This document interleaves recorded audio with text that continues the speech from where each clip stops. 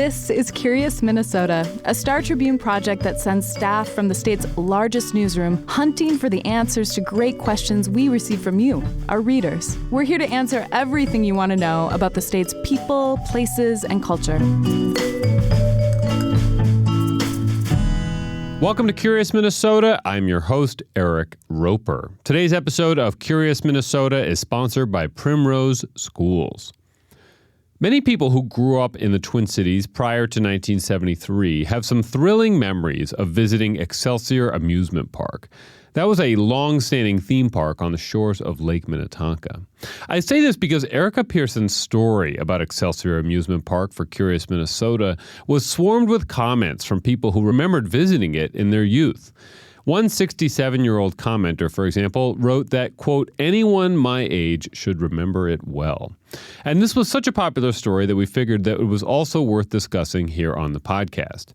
The question that spurred Erica's story came from Dave Campbell. Here's Dave. I was curious as to why Excelsior Amusement Park closed, as I used to go there as a kid with my parents and ride the roller coaster. Especially, I was happy when I was tall enough to go on the roller coaster. And then I went off to college, came back one year, and it was closed. Thanks to Dave for that question. Now on to my conversation with Erica. Well, Erica, thank you so much for joining us today. So, Excelsior Amusement Park, this clearly, I think we even saw just from the reader reaction, this was a big thing since it closed in the 70s, I guess we can assume people who grew up here who are 60 or in their 60s or over today, they would have had some memories of this. Yes, so many memories. Lots of folks across the Twin Cities. This was a place that they went in the summer. Yeah. And so the years go from 1925 to 1973. Tell us a little bit about where it is. What are we talking about here? And then we'll kind of go back in the history. But this is obviously it was a significant landmark. It's not there today, but what? Give us some of the basics. Sure. It was on the shore of Lake Minnetonka in Excelsior. When it was first built, it was at the end of a trolley line. It was about 18 acres, so not a huge amount of space, and 10 of that was swamp. Oh, okay. So it opened in 1925. Just a gorgeous setting right at the lake, and when you were on the roller coaster, you had these views out across the water. And you would even swing out over the water a little bit, which we'll talk about. Mm-hmm. Okay, so starting the chronology, Fred Pierce. Who is Fred Pierce? He's kind of a big part of how this gets going. Who is he? Where's he from? What's the deal? Yeah, so he is an amusement park operator from Detroit, and he ran quite a few different parks. And he came to Minnesota looking for just the right location, and he felt he found it in Excelsior. Even though there was some swamp, he knew that he could build a roller coaster up on pilings, and they actually had to use teams of horses to lift the frames up as they put it together. And you mentioned the streetcar line. So we're thinking, this is 1920s. Cars are not as common. There's a line going out to Lake Minnetonka from, Minneapolis, St. Paul. So it's a big deal that this thing is kind of near the end of that line. For sure. One of the big features that a lot of people remember about this park was the wooden roller coaster. Now, first, just tell us, what is this thing? And then you actually had a quote from someone the really good description of what it was like. Yes. So I talked with Greg Van Gompel, who wrote a book called Excelsior Amusement Park Playland of the Twin Cities. And he's an amusement park historian. Yeah, an expert. A local amusement park historian? Yeah. Wow, okay. He writes about amusement parks beyond Minnesota? Yes, definitely. Okay, but he's based here. Yes. Got it. Yes. And he said that the roller coaster was the park's most popular attraction from the day it opened until the day it closed. And I spoke with Lisa Stevens. She's the president of the Lake Minnetonka Historical Society, and she told me about her memories from riding that ride. Here's Lisa. It was a big, rickety thing. It was scary, not just because it kind of went over the lake, but because you just weren't sure whether you were going to make it or not. So how does this work? I remember parks as a kid, you'd have to pay to get in and all that, but this sounds like it was a little bit different. How did it operate? Pierce really felt that amusement parks should be open to all, so you could just walk right in. There weren't turnstiles, things like that, and then you would pay per ride. So it gave it a different feel and made it for everybody. Okay. And then if there was something about report cards? Yeah, this happened later. This was actually his son ended up taking over. And in the later decades of the park, they had a promo called Free Rides for Good Students. And what you would do at the end of the school year, you'd bring in your report card and show them, and you got a certain number of rides for A's, a certain number for B's. So a lot of readers wrote in with memories of that. So. Wow. Can you sort imagine? Sort of like the Pizza Hut book. What they have? You didn't do this? No, you're too young. So Pizza Hut, if you read a certain number of books, you got a free personal pan pizza. Are these things still happening? Seems like these were good incentives I know, right? for kids. I have no idea. You can imagine like the classroom conversations where it's like, I'm studying hard so I can get some free rides, you know, which is all good. Great. It's good. We'll be right back. At Primrose, our balanced learning approach means exploring academic skills and life skills, combining purposeful play with nurturing guidance from teachers, and setting children up for success in future classrooms. Learn more at primroseschools.com/Twin Cities. Okay, so, we said that it started in 1925, and then the Great Depression hits. What's kind of happening with theme parks? These are obviously discretionary expenses. You don't have to go to a theme park. So what's happening with the theme park industry with the Depression? Yeah, so many closed. There used to be a park on the shore of White Bear Lake called Wildwood, and it closed during this time. But what Pierce decided to do at Excelsior was to host different free attractions. So that's when they would have high wire artists and different acts.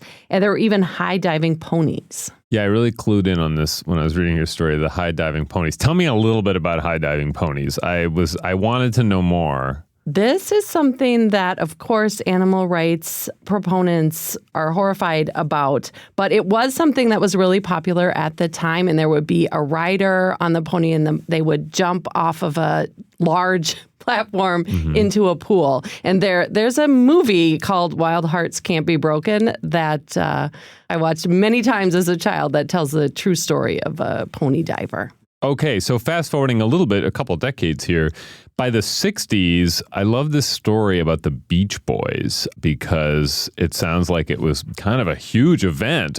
Tell me a little bit about when the Beach Boys came to Excelsior Amusement Park. This happened in 1963. They played actually 2 shows in the park, both inside and then at Danceland, which was the pavilion at the park. Okay. How did they book the Beach Boys?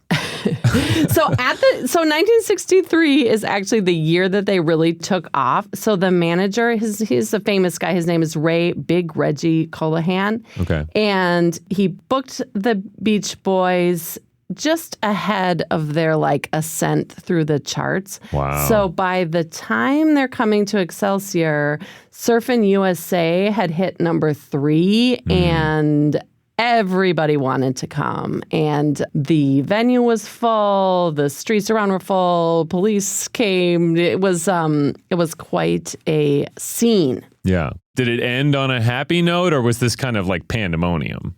It wasn't a disaster in any way, but Big Reggie wasn't eager to repeat the situation. Right. Well, because that was a leading question. Yeah. So the next big band that comes is the Rolling Stones. I mean, again, we're talking about the 60s. These are bands at their prime, but then the Rolling Stones, it's a very different situation. Yes, they were not cool yet. Okay. It was just about to take off. Okay. And because Big Reggie didn't want it to be overcrowded again, he did not put out a poster, nothing.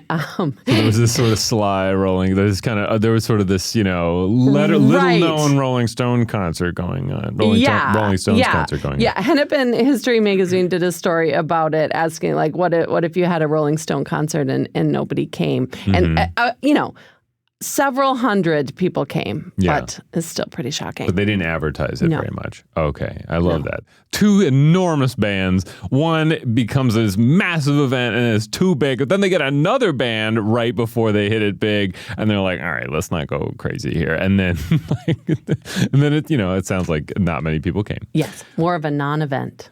Meanwhile, while all this band stuff is going on, the whole nature of theme parks is also changing. So tell us a little bit about that, because that is part of sort of how we conclude the Excelsior Amusement Park story. Yeah. So the biggest thing to hit the industry is a little place called Disneyland. Mm-hmm. And it opened in 1955. And then the original Six Flags, called Six Flags Over Texas, opened. The first one was in Arlington in 1961. And what's the difference between these kinds of places? If you think about these places, they are big. There's so many rides that are exciting. You're thinking maybe I want to spend all day here and keep spending money. And So Excelsior Amusement Park didn't really have quite that draw. Is that right? I mean, as far as the length of time. There was not room for adding another new exciting ride. And then,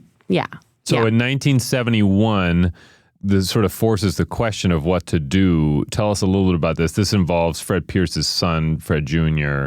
Well, first of all, you talk in the story about how there's a lot of like myths about why the park closed, and we don't need to get into all of them, but people have a lot of theories about why it happened, but this is kind of the real deal of why it happened. Yeah, and it wasn't because business was bad. It just was that Fred Pierce Jr. was looking to the future, and he could see that he needed to make some changes if he wanted to keep growing the business. But there was also costs that were weighed on them as well, right? So right around that same time in 1971, they got a city assessment for a sewer improvement project. And then taxes were climbing, land values were climbing. Yeah, it's right on the lake. I mean, yeah. Yeah, the idea of building condominiums instead was appealing. So there's like a feasibility study? Yeah, Fred Pierce Jr. hired a Six Flags vice president to do a study and to see whether they could add a major thrill ride, as that's what the author Van Gompel called it in his history of the park. And they also wanted to know if they could add parking, because streetcars were a thing of the past. And if you want to bring in more people, you're going to have to find places for the cars to go. And the Beach Boys showed the limits. They did, actually. The limits of the parking. Okay. So they closed the park what year? So they closed the park in 1973, and they decided actually to extend the season. And you can see why they did that, but then it also sort of sad, because by the time it closed, it was the last day was September 16th, and all of the newspaper accounts of that day, it was chilly and cold and just this sort of like dreary kind of end to what was such a fun and exciting place for so many. Yeah. And before we get into what happened with the rides, so Pierce Jr., he is not done with theme parks, so he actually becomes a part of a present-day park. What's the story with that? Yeah, it's a park that many know and love today, Valley Fair. And he actually partnered with some executives at IDS Properties. They were behind the tower here downtown.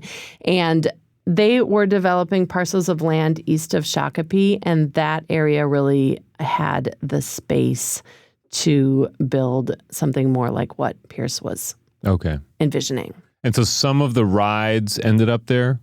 Yes, they did. Although there is a persistent urban myth that or I guess it would be a suburban myth since it's Shakopee. But I love that. there's a myth that the roller coaster from Excelsior ended up at Valley Fair, and while Valley Fair's is a white wooden coaster, it it's a 1970s edition. Okay. The 1920s coaster was torn down after the park closed in Excelsior. Okay. And if you're listening out there, there's a chance that you may have actually been to the spot where Excelsior Amusement Park used to be. So there's condos there, but then there's also kind of a major restaurant there. Yeah, as well. Maynard's on the lake. Yeah, which I've been to. And when you're there, this is a major hub of Lake Minnetonka. You can tell when you're there on like a Friday night or something. Or at least that was my impression. Prove me wrong, listeners. Right? But I mean, so you might be standing right where all these rides were. Yeah. And Van Gompel told me that many rides went to Valley Fair, but now there's only one that remains, but it is a special one. It's the carousel, and it's turning 100 this year. So I encourage you to, it's not open yet, but when the park opens, maybe go for a ride. Yeah. That's cool. There's a lot of centennials that I've been observing that are happening. The 20s were an interesting time, I'm realizing. Yeah, it's a long story. There's other stuff, but I won't get into it. So you wrote this story, and again, I feel like a lot of our readers and listeners, some of them are going to be of an age where they may have gone to the park. What'd you hear from people? One of the common refrains I heard from people were just recounting their experiences at the park, remembering going through the fun house and trying to stand up in the barrel, and a lot of nostalgia. It's a great opportunity to think back and remember those moments. So I don't think we mentioned the barrel. We should just explain this because it's interesting. What is the barrel?